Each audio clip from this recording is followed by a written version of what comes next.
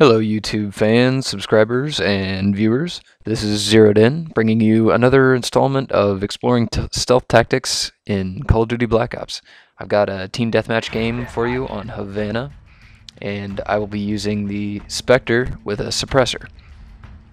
This is my first video using an SMG, and the SMGs in this game I feel are, as all the guns, extremely balanced.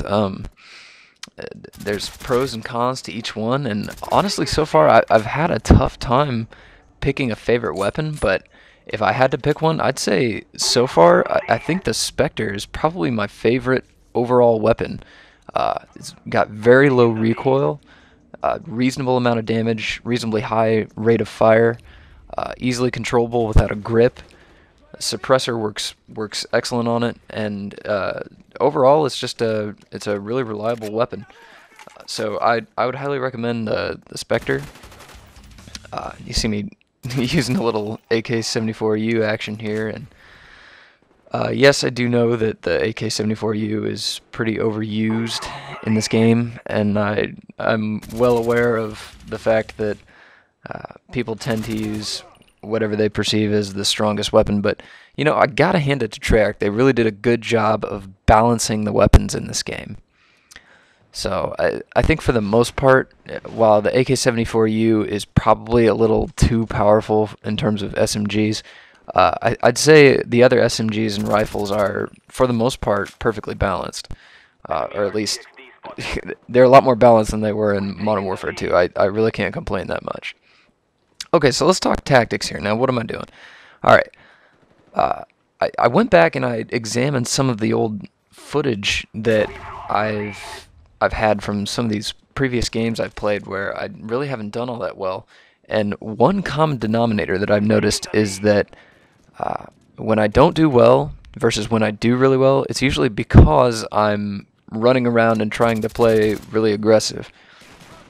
However, in Black Ops, it seems like it pays much more to really play stealthily or defensively, or you know, however you want to put it.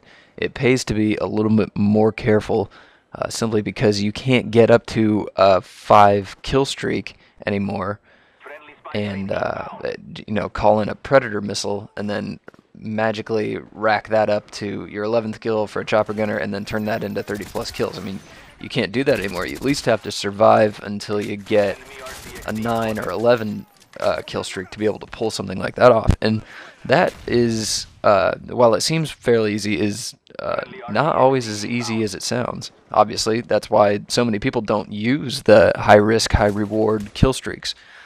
I, however, do prefer the high risk, high reward kill streaks, but I'll get back to that a little bit later.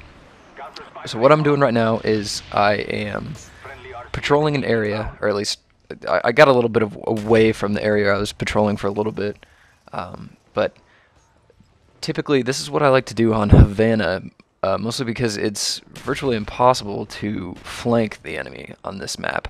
And I think for the most part, instead of trying to play really aggressive and flank using stealth, you don't necessarily have to use stealth to flank. Just an extremely effective tactic is simply to use stealth to ambush.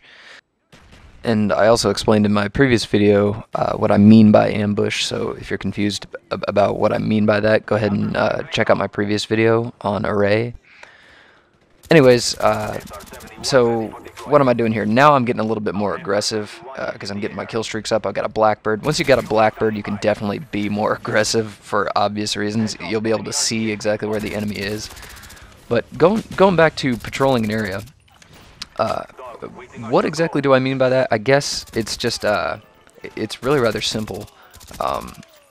What I mean by patrolling an area is finding a location on the map that is somewhat close to the enemy spawn, and I spoke in the last video on how to understand where the enemy spawn is, which is basically the other side or extreme of the map where your team is not. So if your team is converging on one side, there are spawn points, fixed spawn points, as well as somewhat dynamic spawn points that change on the map, but for the most part, these fixed spawn points dictate where the dynamic spawn points will be. I know that may be a little bit confusing, but safe to say, the rule is generally if your team's on one side, the enemy team is at the other end of the map, at the other extreme of the map.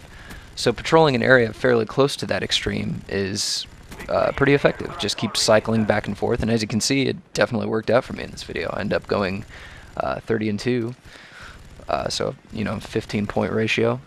Another little tip I've got here for the chopper gunner, by the way, don't just let on the trigger the entire time. Don't just go full auto the entire time, because you're not able to aim the gun as quickly when you're just holding down the trigger. So use that to target enemies who are out of cover, and that should help you out. So, as I mentioned before, final score is 30-2, a 15-point ratio. Leave a comment in the box letting me know if these tactics have helped you. Thanks.